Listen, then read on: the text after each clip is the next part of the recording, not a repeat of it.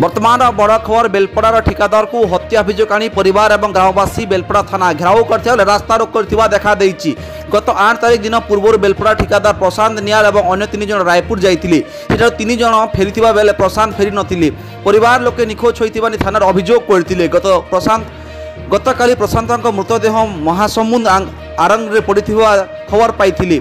मृतदेह देखि परिवार लोके प्रशांत को हत्या करथिबा अभियोग करी थाना घेराव करथिबा सह रास्ता रोक करथिबा देखा देइछि।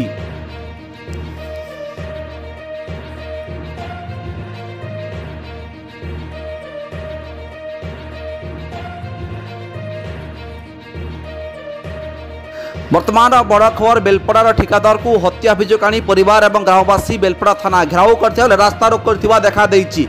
गत 8 तारिख दिन पूर्व बेलपड़ा ठिकादार प्रशांत नियाल और अन्य 3 जन रायपुर जाइतिले। 3 जन फेरी बेले प्रशांत फेरी नथिले। परिवार लोके निखोज होइतिबानी थानार अभियोग करथिले। गतकाली प्रशांत मृतदेह महासमुंद आरंग रे पड़िथिबा खबर पाइथिले। मृतदेह देखि परिवार लोके प्रशांत को हत्या करथिबा अभियोग करी थाना घेराव करथिबा सह रास्ता रोक करथिबा देखा देइछि।